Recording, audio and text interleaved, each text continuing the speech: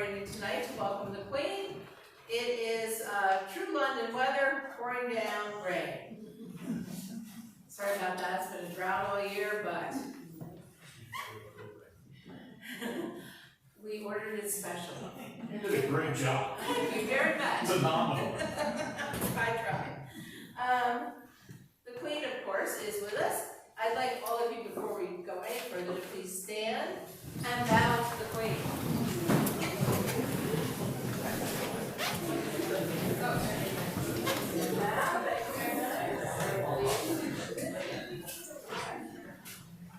The Queen, of course, is very new to being a ghost, so she's probably somewhat still confused by the whole process.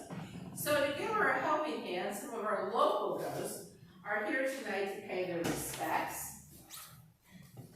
to the Queen and to talk about their lives. Promises to be an interesting and exciting evening. So, Your Highness, welcome to the Slate Belt. We are honored that we are honored that you have blessed us with your presence. We have several ghosts here tonight who would like to meet you, if you would give us leave. Your Highness, all of us here would like to tell you how much we appreciated the long-time friendship between our countries, especially since our country revolted against yours. So our first ghost tonight is Mr. Max Winkler, who was an industrialist in the textile industry and a not so well-known philanthropist.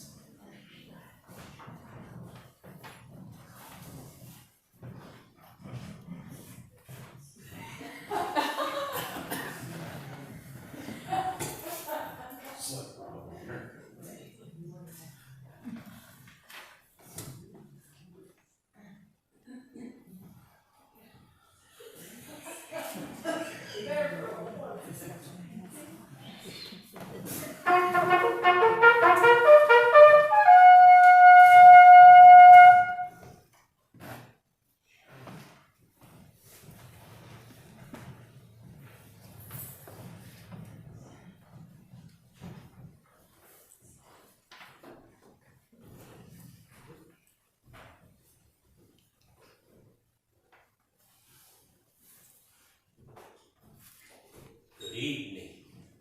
Good evening. It's nice to be among the living once more. Now I have a clipboard here. Not only, after you've been dead a while, been laying in the ground and a while, your brain sort of kind of lets down. But I've got another reason. The big boss upstairs, since I knew about textiles and collars and whatnot, he put me in charge of the clouds. And so I take pictures in my mind and I take notes and see what we can do with them. It usually works out pretty good, wouldn't you agree? All right. Well, for those that don't know me, I am Max Winkler. Born in 1887 in Mittelfrohna, Germany, the Saxony part of Germany. My parents owned and operated knitting and weaving mills, and I can remember as a youngster accompanying my mom when she went into the different things, the different mills, and being fascinated by the intricate parts of the weaving and the knitting machines. I was fascinated by it. Well, when I was 15 years old, things weren't so good in Germany. And so my parents sent me to the United States to visit my older sister, who lived in Amsterdam, New York. And while I was there, it was decided that I was going to stay. Well, being an ambitious young fella, I went to New York City and got a job in a glove factory as a cutter. I worked there for 2 years. Now, these were fancy gloves we cut out, and I was ambitious, and I did things that I wanted to do, and I done what I was told. I done it very well, and one day, some businessmen from Reading, Pennsylvania, came by and offered me a job at Vanity Fair. Now, Vanity Fair at the time made lingerie, stockings, chemises, and silk gloves, things like that. All that foo-fra that women wear. Well, I looked there, it was a managerial position. And I have to say, I done quite well. I got a good job, and I met the love of my life there. Now, she occasionally modeled for them, but she was a clerk secretary. Her name was Elma Wells Levins. She was born in New York City. And we fell in love and we got married. And we worked there a while. We saved our money. And another job offer came up here in Bangor in 1913 at the Sterling Silk Glove Company. I worked with two men, two gentlemen, father and son, Willis and Wilson Jordan. And I got along very well with those guys. They were just like brothers. Well, one thing led to another, and we get down on South Main Street, and my wife presented me with a son, David, and a little later on, we had twin daughters. But unfortunately, little Agnes only lived 1 month, and she passed away, and she's buried up yonder in St. John's Cemetery. That hurt me to the quick, because I love children. I think they're the most precious gift that the good Lord can give you. And we only had her for such a little while. But life goes on. Well, 3 years later, in 1916, after Wilson passed away, the father, they sold the mill to Julius Kaiser. Well, we didn't stay there. There were 3 of us, myself, Wilson, was owner, and William Long. So we left it out, and we formed the Slate Valley Silk Company. Bear with me, this is my little, like I said, up here.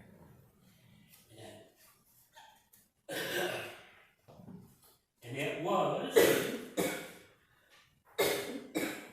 up yonder, down here, what you folks would call the Buzzer Building. On the 3rd floor, we made gloves there. 2 years, excuse me, that was 2 years later. It was up here on this corner, Pennsylvania Avenue. And we lived not too far from there. But 2 years later, we did open the Indian Queen Silk Glove Company at 55 Broadway here in Bangor on the 3rd floor. We had another mill that was located in Nazareth, and that was the Kramer Mill. Well, in 1929, I was the superintendent of that mill. Well, during that time, I had saved my money, and the Slate Valley Company, we sold to Corn Brothers, who would eventually become Collins and Aikman, and they would settle in Bernardo. But then, I had another offer in Bethlehem, the Queen City Textile Corporation. with Arthur Schmidt and company. Well, we moved to Bethlehem. Our oldest son, David, graduated from Liberty High School. And he graduated from Lehigh University, the class of 34. I want to backtrack a little bit here.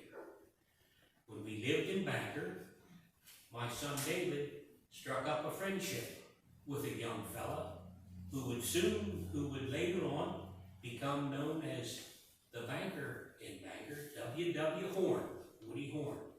He and David were childhood friends, and they hooked up together when they both attended Lehigh University. Woody graduated the class of 33. David, the class of 34. Well, like I said, life goes on. In 1935, our son David married a lovely young girl named Betty Flower Reddy. But unfortunately, their marriage didn't last too long because David passed away. And again, when a father loses a son, it is not pretty. And for a while, I was in a dark place. But my mind kept working. Kept reading the papers. I had always went back to my childhood, seeing those weavers and knitters in the mills over in Germany. And even though I was 51 years old, I decided I'm going to start my own textile mill.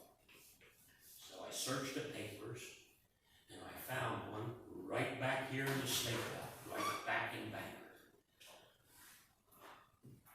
The raw mill in South Bangor was in receivership. So for $12,000, I purchased it. And I went around, I had connections. I got some investors. Otto Horn was one, and several others. I can't remember their names. But I also had some contacts in New York from when I had worked there. I was friendly with different people. And I was a man of my word. And we had deals with a handshake. And that's how it worked. So I started a mill with 3 machines. 3 knitting machines. They were simplex tricot machines. 2 Reiners and 1 Huffman. And they were noisy things. And for a while, me and 4 other people operated ship. Finally, we started taking off. Things started getting better. We got yarn. We made yarn. It was good material. People liked it. I expanded. And what really helped us was though if you want to say that, the Second World War happened, and it came along. Well, I had 100 people working for me then. And for our work in the military, we made millions of yards of netting, parachutes for flares and incendiary bombs. We made thousands of thousands of yards of material for coats and pants for the Army and the Marines. A lot of material for white gloves for the Women's Air Corps. And a lot of wool gloves for the soldiers. As the war drew to a conclusion in Europe, I was asked to join a board of civilian and military textile experts. And I was given the rank of colonel in the United States Army. And we went over to Europe, and the Germans had technology that they hid underground, because during the last days of the last few months of the war, a lot of their technology was hidden underground so they could keep working. Very stubborn people, the Germans. I ought to know. I am one. But anyway, they had knitting mills underground, and we went there, and discovered a lot of the things. They were working on a flame-resistant material and also a bulletproof material. That would come into play a little bit later on. On returning back home, I have to tell you this. I saw the devastation of the camps where all those poor people were incarcerated. The Nazis were not nice people, and they were not nice to the people they incarcerated. And that always stuck in my mind. And what really hurt me the most was the children. The children that died. Very sad. Well, I come back home, and things were pretty good. My son, William, and my son-in-law, Bill Scott, came on board as executives at Blue Ridge, and things were really good.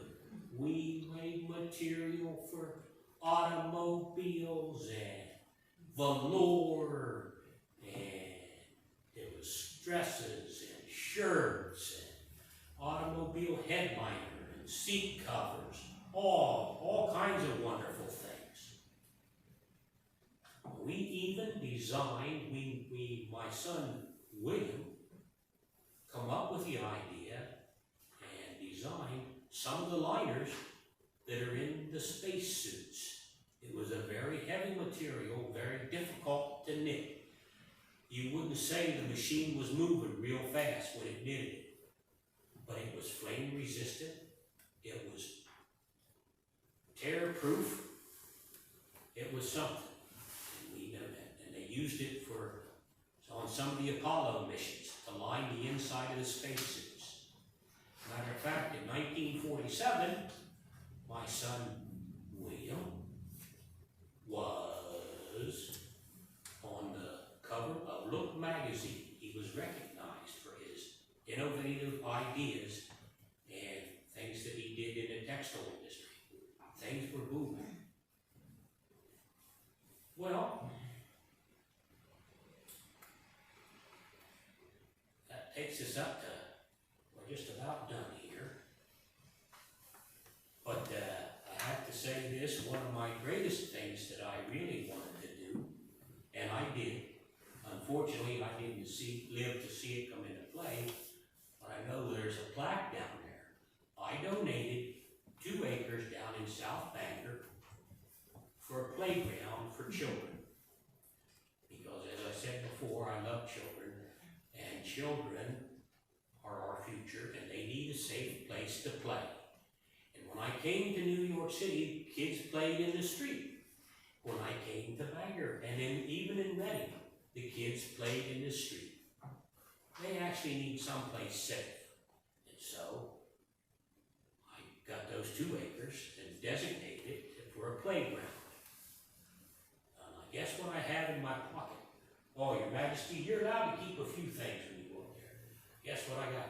I have a Pinnacle Park whistle. And it still works. And it says,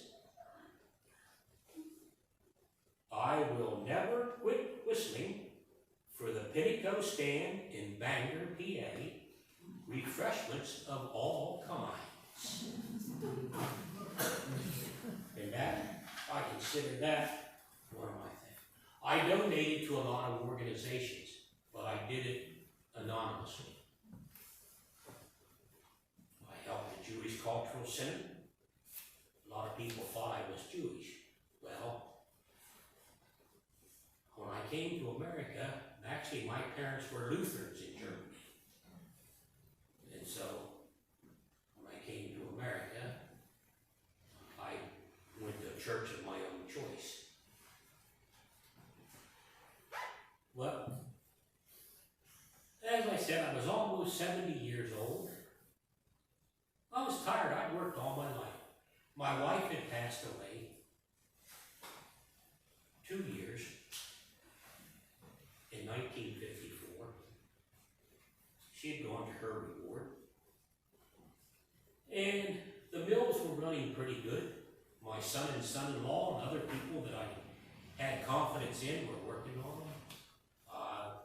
Rats hunting, good guys that I knew that they could do things. So I took a vacation out to California. Well, it either was a California sun or the California girls, something, but I was gone.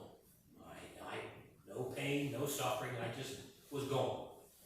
Now, my family and I were all buried over at St. Peter's Church over there in Plainfield Township.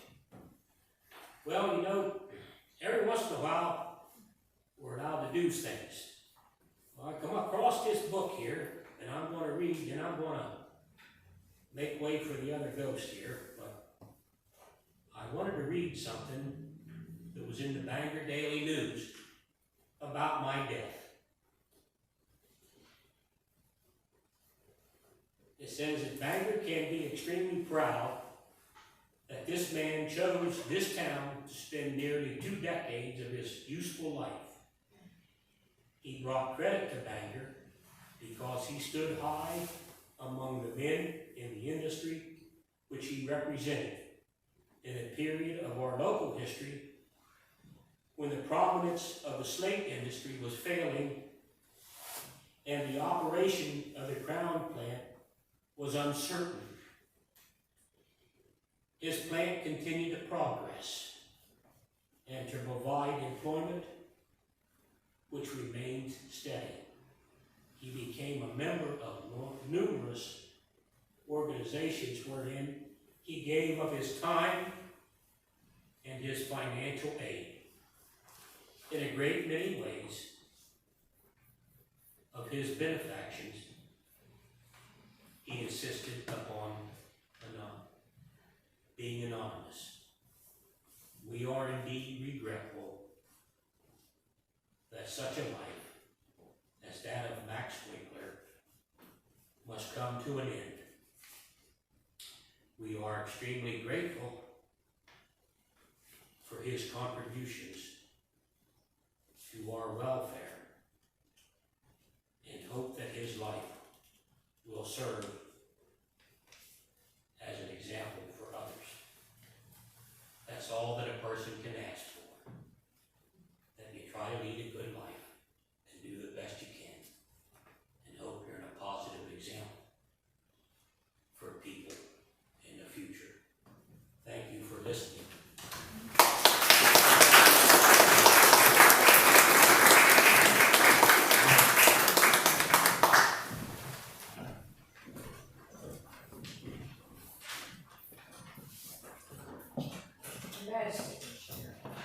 Our next ghostly visitor is Mary Ella Correll. I think you'll like her, because she was a feminist before there were feminists, and like you, served as an ambulance driver in World War II. Trumpeter, will you please trumpet Miss Correll into the area?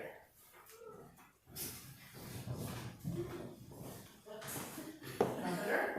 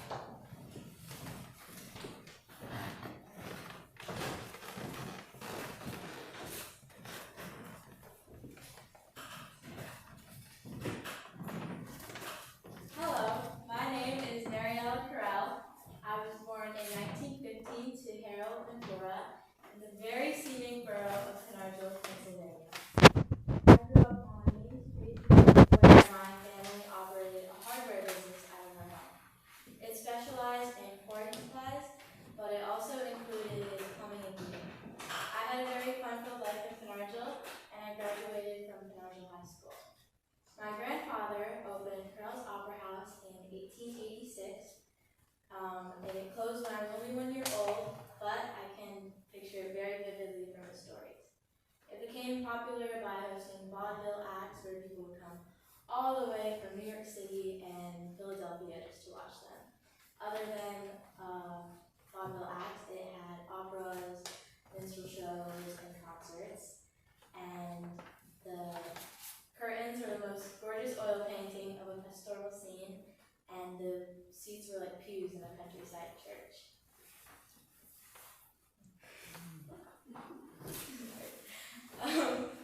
In 1890, my grandfather brought the first phonograph on display, and the Penargil Cornet Band played into it. We can still remember the patrons of the Opera House standing on the third floor porch that encircled the building. And my grandfather even brought a horse up to the third floor because the play called for a horse and he would never disappoint his customers. However, like all good things come to an end, the porch was torn down and the Opera House closed in 1916 because some borough officials claimed that the foundation was too weak to support a third floor crowd. However, after its closing, it was still used by local groups for social gatherings.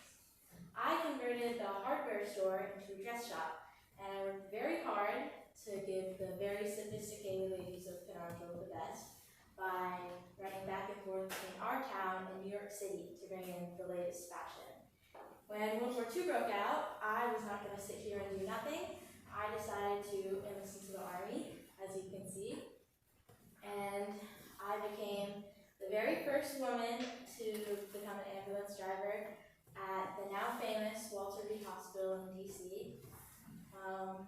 Also, while I was serving in 1943, I traveled to Dayton Beach, Florida with the other WACs. Does anyone know what WAC stands for?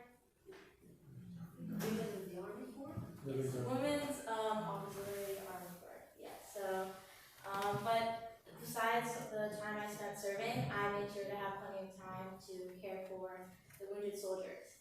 And even when I got back to Penargil, I still was very in touch, and I wrote back to them. I made sure to put flags on the graves of veterans, and I never stopped. But I also took great strides for women's rights. When I got back to Penargil, I became the first woman to be on the Penargil Borough Council, and I held that position for 8 years.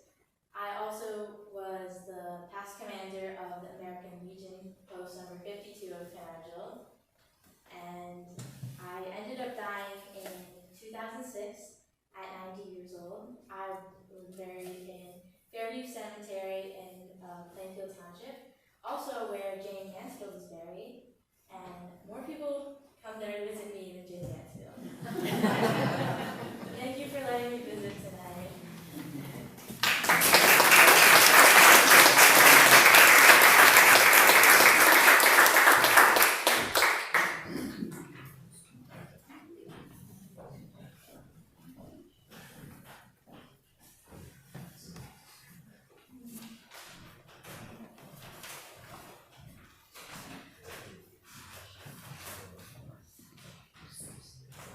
Your Majesty, I hope you enjoyed the visit with Mary Ellen.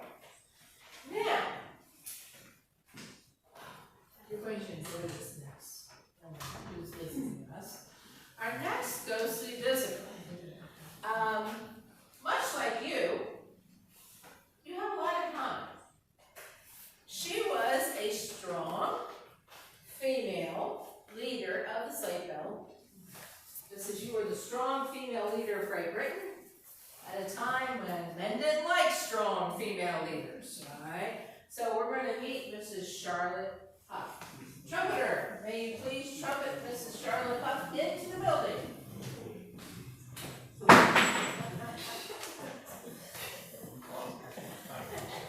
I couldn't get a better trumpeter than this. You can do it.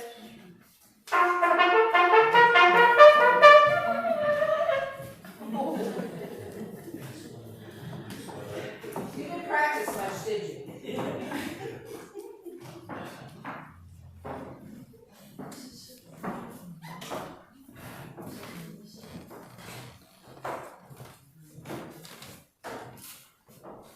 Your Majesty.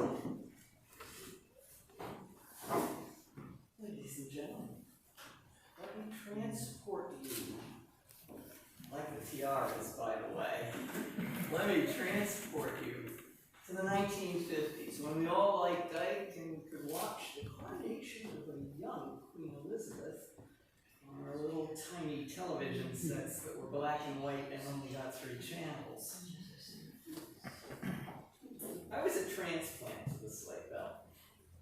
I was Charlotte DeHaven, and I went to a college dance at Muhlenberg College, and it was kind of like that song, Some Enchanted Evening. Strangers looking at each other across a crowded room, and I saw Billy Huff, and I knew he was the one. It took him a little longer to catch on, but not too much longer. And we were soulmates, but it was 1943, there was a war on, and he joined the Navy and he went abroad. And so like so many other couples, we waited till the war ended and he was discharged and he came home and he finished school and then he started working for his father, and then we moved to 19 South 3rd Street, which is very close here. And then we did what all the other young couples did. We started to produce the baby boomers. And as I look out there, I see a few of you baby boomers here tonight. And there were thousands of them. There were thousands. And when my kids got to be school age, I joined the PTA, and I became a room mother at Lincoln School. And I baked a lot of cookies, and I chaperoned trips to exotic places like the Pocono Wild Animal Farm. But I also noticed that all of those neighborhood schools, those little brick buildings that were in every single community here, were too small and overcrowded and not very functional. I mean, sometimes we had 36 kids in a class. And it was a kind of dire situation. I wasn't the only one that noticed. But over a period of 8 years, all of the communities were trying to band together and negotiate some sort of jointure so that we could build a new high school, because all of these kids were growing up and were going to need to go into it. Now, for example, when Bill went to Bangor High School and graduated in 1940, there were 27 kids in his graduating class. And by the time my kids came along, what were there, 191? So there were a whole lot more kids. We needed to do something. So I thought, okay, I can't just bake cookies. I'll join the school board. So I ran for school board, and it was 1957. Not only was I the only woman running for school board in Bangor, but I was the only woman running for anything in Northampton County. When I got on the board, and it was the joint board, so there were 39 people on it, and 38 of them were men, and then there was me. So there weren't a lot of role models. Just guess what committee they put me on. Ways and means. Almost. Well, they should have done that right off the bat, but no, it was cafeteria committee. Right. So I thought, well, I have to beef this up a bit. I went to Drexel Institute of Technology and took a course in public food safety and management. And I'll tell you, that raised the cafeteria committee to a whole different level. And I think maybe the gentleman on the board realized I could do more than bake cookies. So within a few years, we started planning this new high school. We had a field out in 5 Points and a lot of ideas. There was always a whole lot of support for the athletic programs, and we needed a separate gym. But I also plugged the arts because a lot of kids did that, and I thought we needed an auditorium, and we needed a proper stage, and we needed a place where the band could practice, and we needed a place where the art students could actually have natural light and make things. And the reason I did this was because these are lifelong skills. Okay? So these things you can carry with you even when that fresh bloom of youth is over. For example, what hole?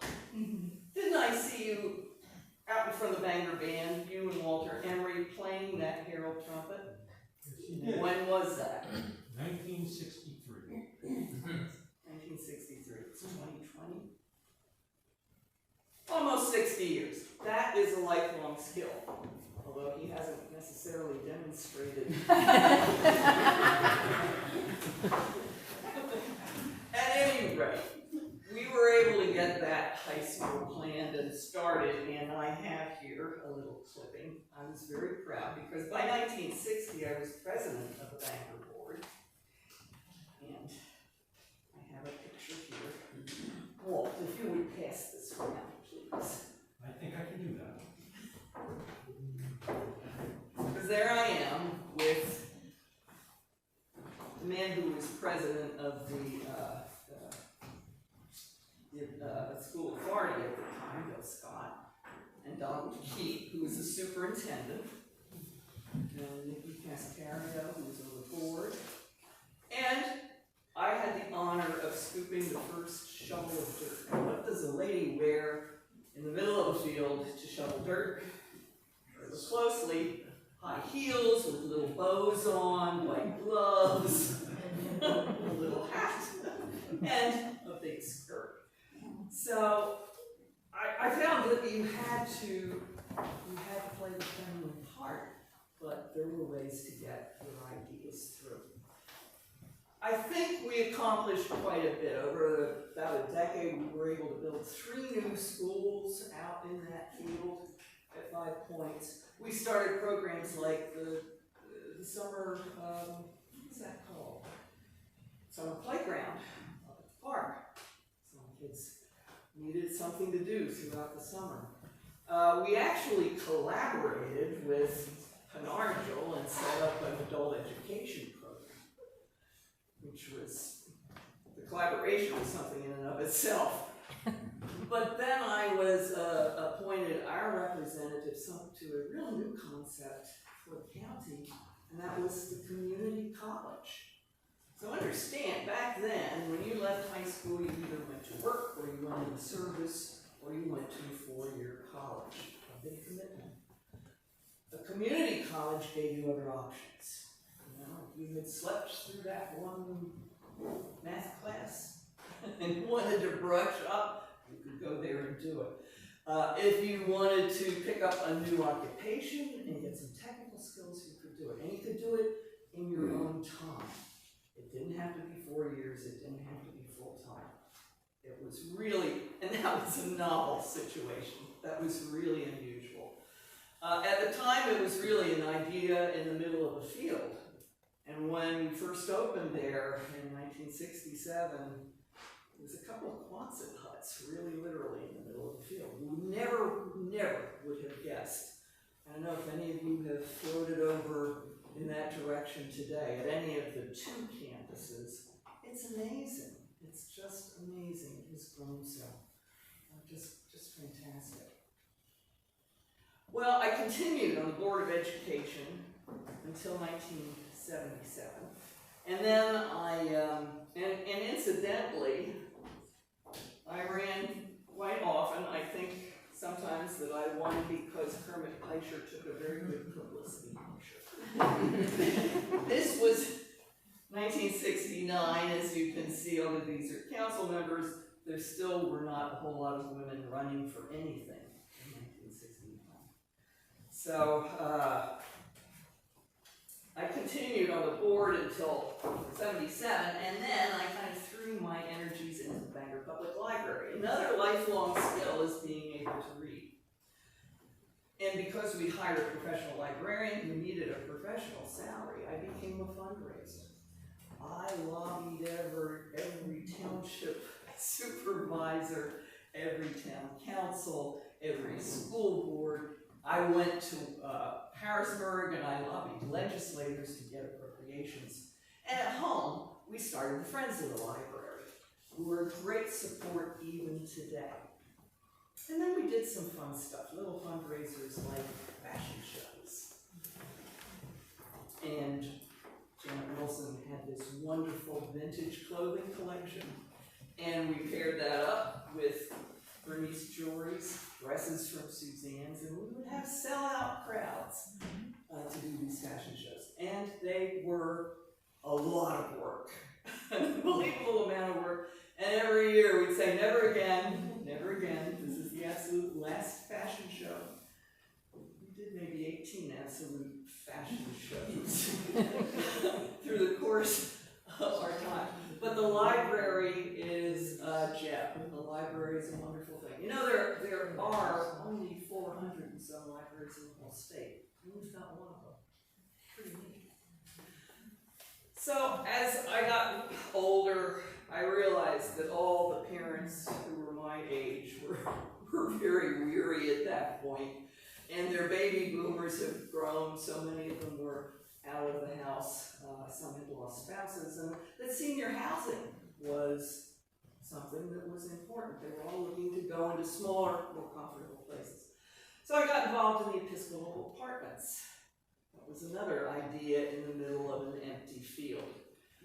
And we were able to come up with an innovative design with a courtyard and a sunroom so that people could spend their elder years in a place that was safe and secure and comfortable.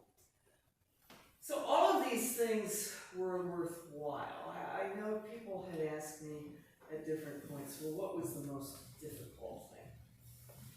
Well, Your Majesty, I think you'll understand this, you lose a lot of your privacy because people feel if you're in public office, they can come to you and talk about anything at any time.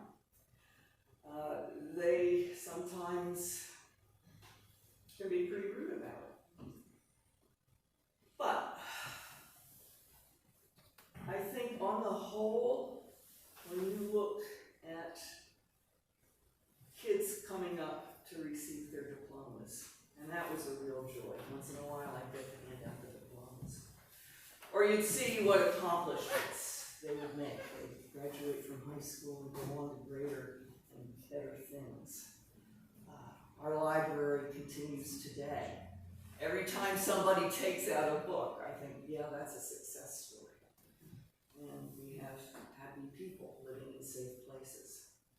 So that makes it all worthwhile. So if you think about public service, it's a really good thing. I was actually a very tense person. Very tense. And sometimes I'd fall asleep and my fists would be clutched. My husband would say, Charlotte, you have to unwind. I used to knit a lot to try to ease pain, and I take my knitting to basketball games and knit. It's gotten more and more exciting. I knit a little bit faster. Here, knit a little bit faster, and that helped. I also was married to the calmest man in the universe. He could listen to me for hours, just let off steam, and that really helped. But every once in a while, it wasn't enough, and he knew it, and he'd say, hey girl, let's go downtown. And we'd go down, and we would go to Hess's and have lunch at the famous patio restaurant. And then he'd take the kids and they'd go look at animals at Trexler's, and I'd go up to the second floor and go shopping and maybe buy a hat, like this one. It helps to have a very supportive family. But please remember, ladies in particular, you can do it. And the benefits to many people can be just wonderful. So thank you, Your Majesty, for being inspirational to us all. I like the jewelry.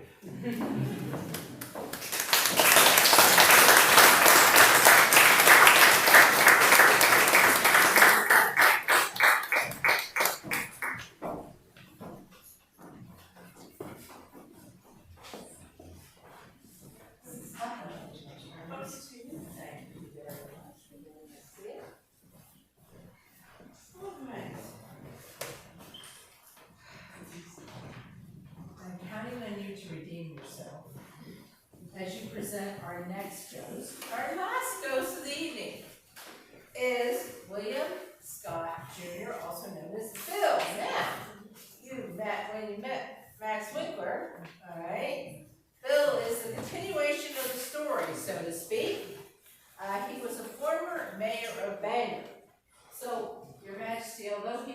responsible for a much smaller kingdom. He knows the responsibility of leadership. All right, let's try and do this right. Can you please announce for the trumpet fanfare the former mayor of Bangor?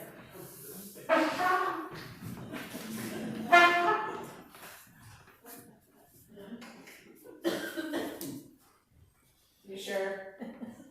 All right.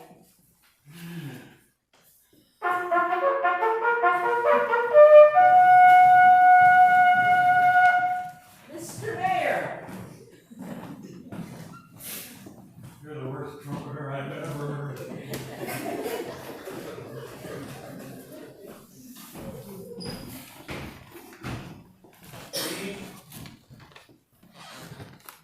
I heard your flight was early.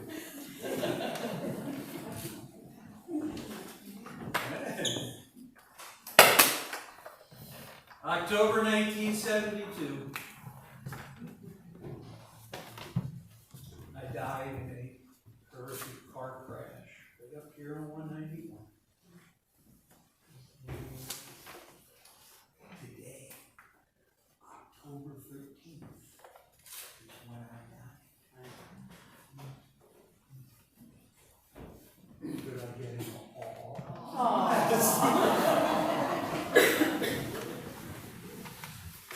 I was only 55 years old. What a waste. Because I had ideas to better this town. Tons of them that would come to me constantly. Great ideas. And you know, when I was alive, the people of Bangor, they thought I was a little crazy. Because my ideas were so good, they couldn't believe them. And then after I died, then everybody's calling me a visionary. What? Am I a visionary? Or crazy? I'm going to let that up to you to decide. But I was an outsider, you know.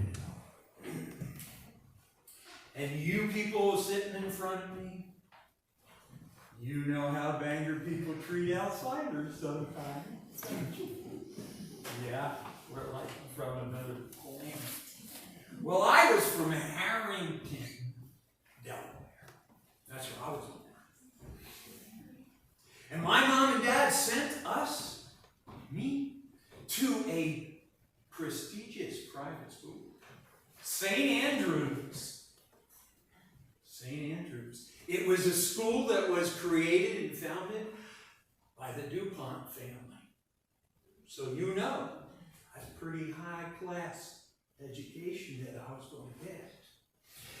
And for you trivia buffs out there, St. Andrews was where they filmed the great movie Dead Poets Society. So put that in your back pocket, use it, whatever you wish. Well, I graduated from there, good education. Then I went to Lehigh. Went to Lehigh University, right down there, in Bethel. Chemical engineer I was. Got a degree in chemical engineering. And I also met my wife-to-be, Edith. She was a nice girl. We had fun at Lehigh. Later on, we're going to get married. And then I actually returned to St. Andrews and taught there for a while. And then I landed a great job. I landed a job at a company that became Mobil Oil. So I was doing all right. Doing just fine. And then, in 1940, no! That's better pitch than yours.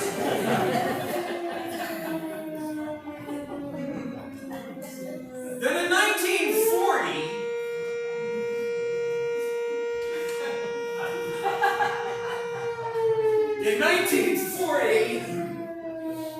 I I get the call that I knew I was going to get all my life. I knew it was coming. No matter what job I had down there in Delaware, I knew it was coming. And that call in 1940 came from him. Max Winkler. Have you made the connection yet? You know my beloved Edith was Max Winkler's daughter. That's who I married. I continue to tell you, I was smart. I married into money.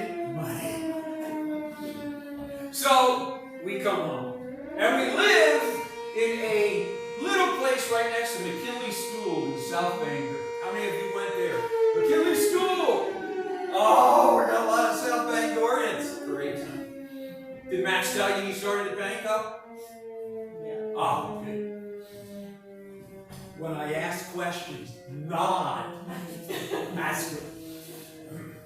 So, I come back with Edie, and Max makes me an executive at Blue Ridge. Me. I have no idea what they do at Blue Ridge. And that's why the guys at Blue Ridge, they worked there for like 100 years, you know, and they know everything. And here I come, trying to make believe I know stuff, and I'm learning on the job. Yeah, they don't know. But I continue. I love baseball. I was a manager of a Little League team, Second Ward. Anybody play for Second Ward? No. But I love kids. I did everything I could to help kids in the area. I had a son with my wife. And he's still alive. He's living in Arizona. He's a real estate agent in Arizona.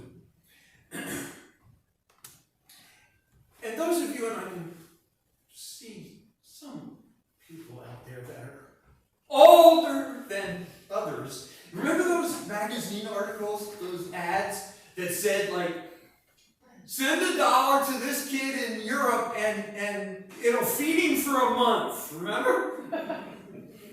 Well, Edie and I did that. We did that.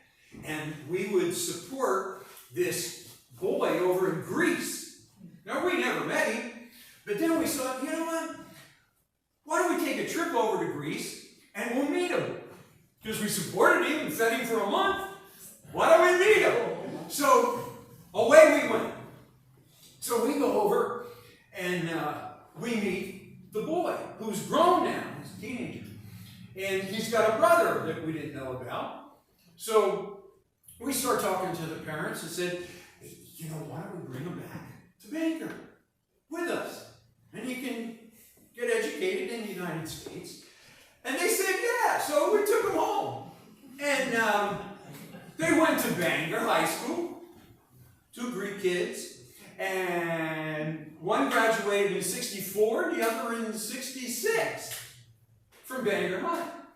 And they were supposed to go back to Greece and like help the Greek people with their new education, but I don't think they ever did.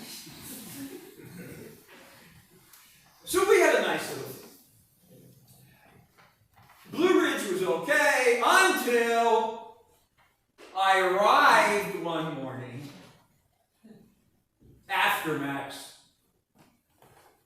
died. Lehigh Valley Industries had taken over Blue Ridge.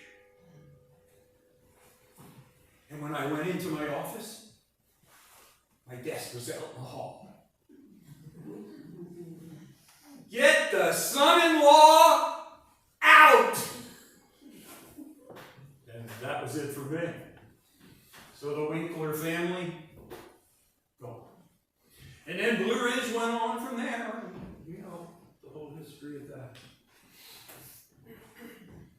I really tried before I left to get the Blue Ridge guys and girls to buy into this pension plan. I had ideas coming out constantly. One was a pension plan. I said, look, you put in a nickel for every hour you work. And Blue Ridge will match it. And if you work for 20 years, you have a nice pension. They didn't trust me. Outsider guy, didn't know anything. They didn't trust me and never did it. And up in heaven, that's where I am, I met a Blue Ridge guy. I had no idea how he got up there. But I met a Blue Ridge guy, and that Blue Ridge guy, I asked him about that whole pension thing, see if he remembered it. He says to me, you know how much I get for my pension from Blue Ridge? $69 a month. That's all they got. Poor Blue Ridge people. Could have listened to me. Yeah. Didn't want to listen. So I'm out of Blue Ridge. So what can I do for the community? I'll run for mayor. And I win. Now these are the same people that thought all my ideas were crazy, yet they elect me. Twice. 2 terms. So they must have liked something. There were 4 key things that occurred. And if, hopefully you'll remember these. Some of you will, some of you weren't born. Number 1, I'm the mayor in '66. Here comes the flood of '67. Oh my God. How many remember? Flood of '67, remember? Oh my God, that water was... And we all went downtown to help because we're a good, solid community. We went downtown to help, and all of the beautiful shops around the block were just underwater. It was horrible. I called Fred Rooney, our congressman. There's a name for the past, isn't it? Old people. So I called Fred Rooney, he helps. $2 million. $2 million in damage. $2 million. That's a lot. 1967. Holy mackerel. We survived. We got through it. We rebuilt. Number 2. The YDC. I see no nods. Nobody knows the YDC. Come on. Youth Development Center. What is it? The Youth Development Center. Good. What did she say?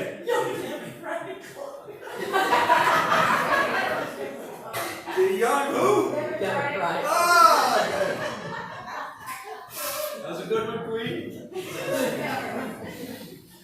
So the YDC was my idea to build a youth center and bring in wayward boys who lost, bad family life, juvenile delinquents.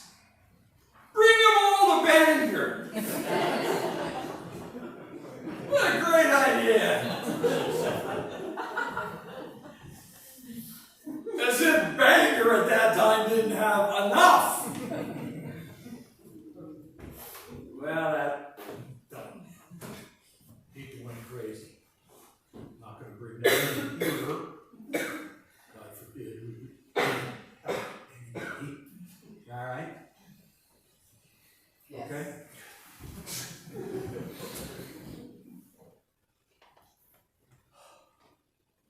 The hibachi on the hill. What is that? The hibachi on the hill. The incinerator!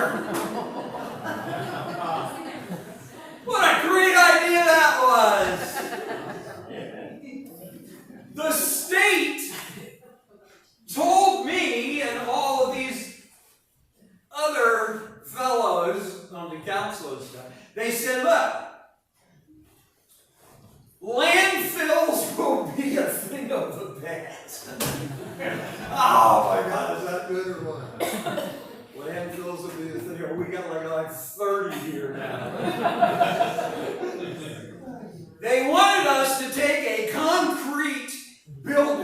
build this big concrete building and burn everybody's trash. Penargil, Wind Gap, Nazareth, bring all your waste to Bangor and we'll burn it. And they'll pay you to burn it. And you'll make a lot of money. By 1985, this thing was costing us $300,000 to stop. Because people stopped bringing their waste to us. And, of course, landfills are still. So that's like one good one and two bad ones. And then the love of my life. Not easy.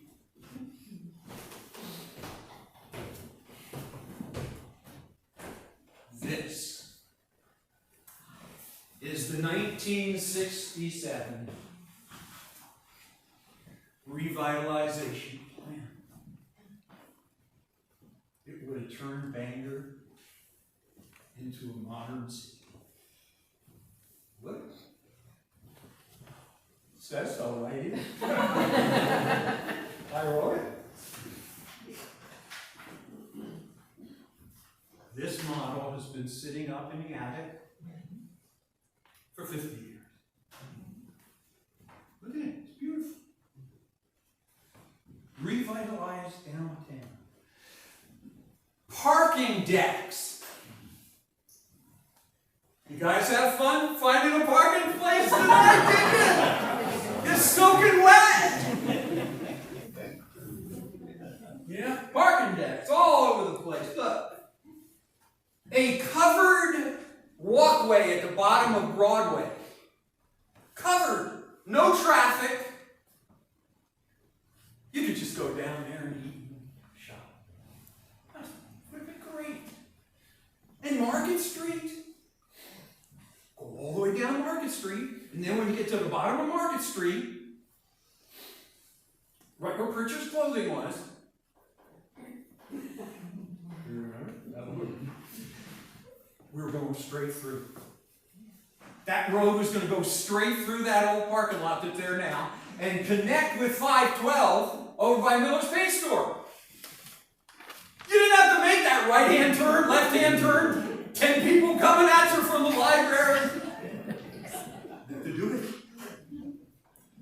Straight through. But no. This, folks, was a great idea. No.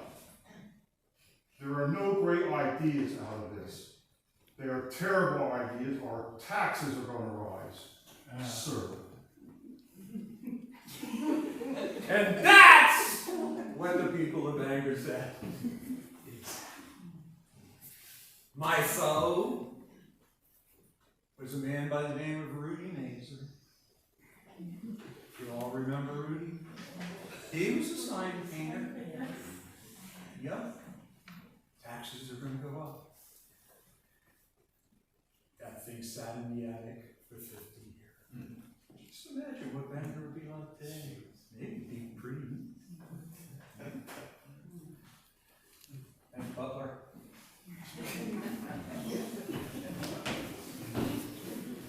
So, visionary or crazy idea guy? You decide.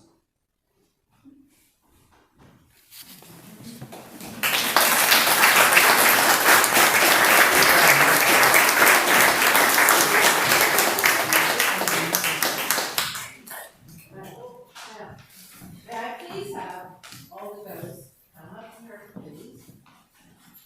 Alright, we're going to try this. Are you ready to redeem yourself? What do you want me to play now? I'd like you to play something recognizable. Hallelujah chorus. No, I'm hoping, I'm going to need you over here. It's time for the Queen to leave. So I will need you to escort her. But as she leaves, do you think you might possibly, miraculously, actually play God Save the Queen? It depends on the horn. I thought it depended on the horn player. I need an excuse.